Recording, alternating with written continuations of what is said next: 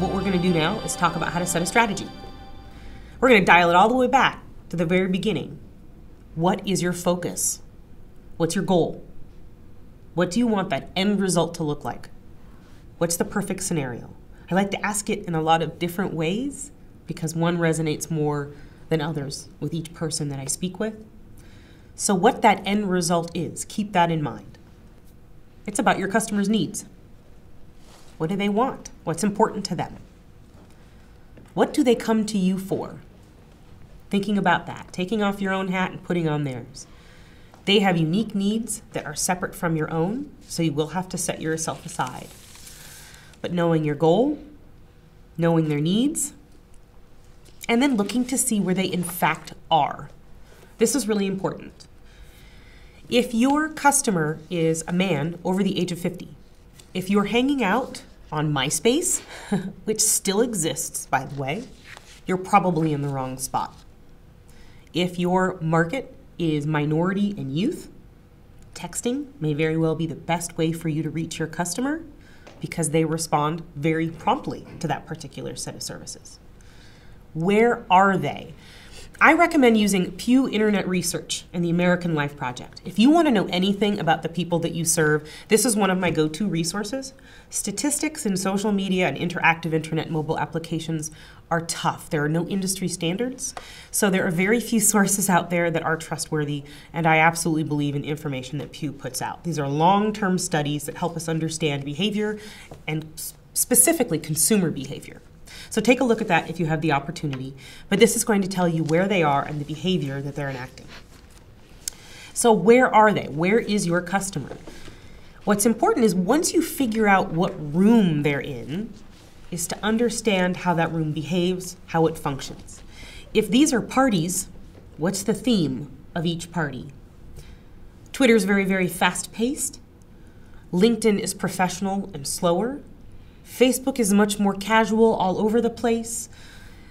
If you're looking at Tumblr, it's very communicative. Each room has a different set of cultural norms, different language, vernacular, speed, attitude, temperature.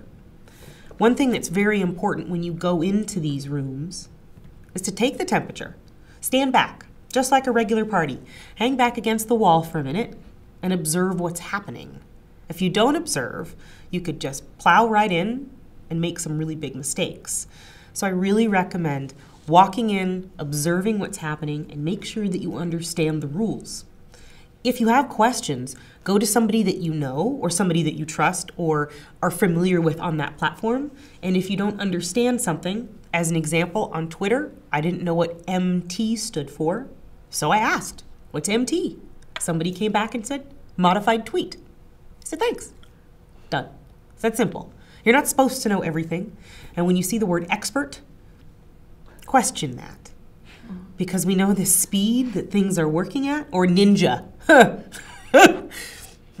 Anytime I see the term social media ninja, I'm questioning. Mm-hmm. It just moves too quickly. Nobody's an expert in everything in this field. So don't be afraid to ask questions. And you have a lot of self-service tools that are at your advantage to ask those kinds of questions. But where are they? Are they mobile? Are they on the internet at all? That's very possible. If your market specifically doesn't use the internet, that's valid for you to know about. But you should know that, yes or no. If they are using conventional media, if radio is important, if you're reaching the Hispanic market, television is still a very important market for you. That is specific to that culture. Understanding who your customers are and what's important to them and where they hang out. All of these things are important. Where you spend your money and time needs to be justified. Of course, radio, television, paper publications. I have a client that understands that if they print, mail, and put all of the paper, effort, production, gasoline, and postage into printing a mass mailing, that will upset their very green conscious customers. So understanding how your customers respond to each one of the business choices that you make, especially the communications that you push out to them, if they are offended or could possibly be offended by that, be very clear. I worked on an ad campaign recently and they wanted to use the word shopaholic. And I said, well, maybe it's just me, but I think that word has a negative connotation.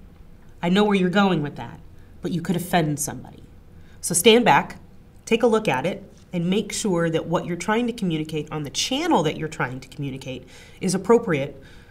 But of course you will possibly upset somebody. That's always an option. But until you get the hang of it, it's always good to have an outside source. And again, I have somebody that I like to call and say, tell me what you see. Does it look right? I've redesigned my website. Or take a look at my Twitter page. Tell me what you think. An outside resource that will help me make decisions about what I'm doing outside of my own bubble. It's always helpful to have somebody like that. Of course, you're going to prioritize all of the tasks that you're going to do and the channels that you're going to use. I call it a marketing matrix. Somebody gave me that term. But it allows you to mark down all the things that you want to do and to prioritize them, 1 to 4. Look at the costs that are associated with each of those. Align this with your main overarching goal, and this will help you understand where you need to put your focus. Cost, priority, and supporting your goal. Those are really important to take a look at.